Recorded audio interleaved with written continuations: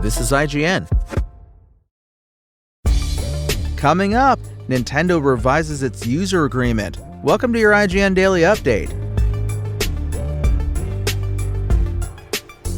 But first, Max has released a new trailer for Peacemaker Season 2, and it ramps up the Superman connections by featuring Maxwell Lord, Hawkgirl, and Guy Gardner all in the very first scene. The trailer kicks off with Sean Gunn as Maxwell Lord, Nathan Fillion as Guy Gardner / the Green Lantern, and Isabella Merced as Kendra Saunders / Hawkgirl interviewing, dismissively, John Cena's Peacemaker for some sort of superhero team. It's fair to say the interview does not go well, and Peacemaker looks dejected after storming out of the building. These are fresh looks at a few of the supporting characters who are set to appear in James Gunn's Superman movie. Peacemaker Season 2 arrives on August 21st, after the July 11th release of Superman as the third entry in the DCU. The revamped cinematic universe from Gunn and co-CEO Peter Safran moves away from the widely panned DC Extended Universe, headlined by Justice League, Batman vs. Superman: Dawn of Justice, and Man of Steel, but some elements will remain.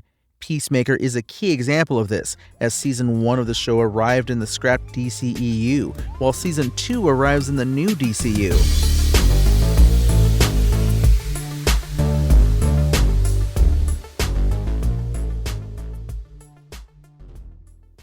Nintendo has tightened its user agreement, revising the terms and conditions with a tougher stance on players who hack their Switch console, run emulators, or any other such unauthorized use. As spotted by GameFile, emails have gone out to players confirming the company has updated the Nintendo account agreement and the Nintendo account privacy policy. The new rules now superseding all previous versions and applying to all existing and new Nintendo account users as of May 7th. According to GameFile's report, there's been around 100 changes between the existing agreement and the revised one.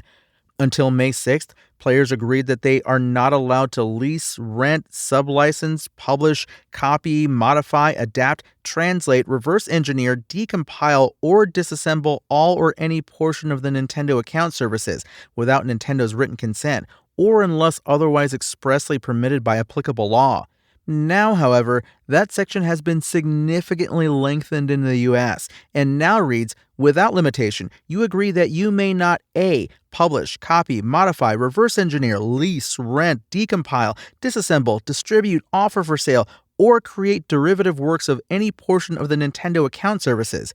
B. Bypass, modify, decrypt, defeat, tamper with, or otherwise circumvent any of the functions or protections of the Nintendo account services, including through the use of any hardware or software that would cause the Nintendo account services to operate other than in accordance with its documentation and intended use.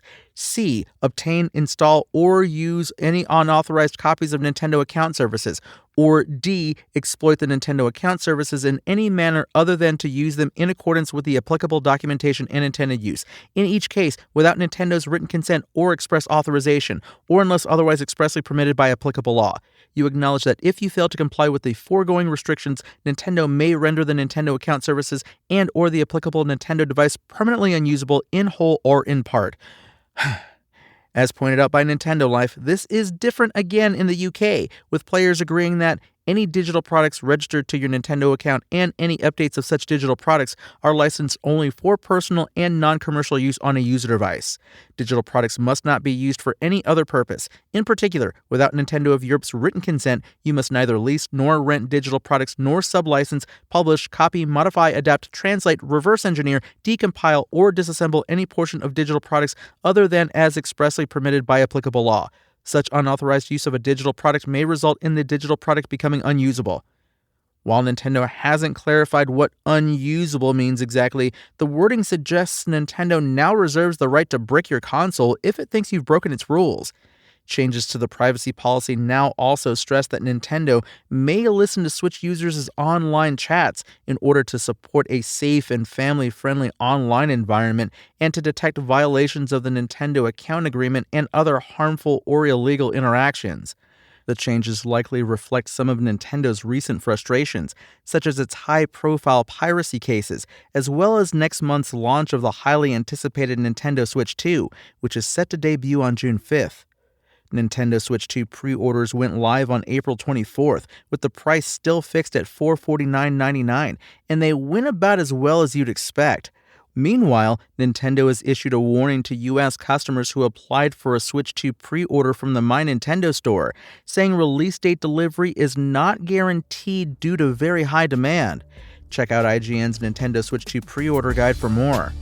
That's your IGN Daily Update. My name is Tony Jackson, and if you want more news on your favorite games and entertainment topics, make sure to visit us at IGN.com. You can also download our free app on your phone or console and subscribe to our weekly podcasts through the podcast service of your choice.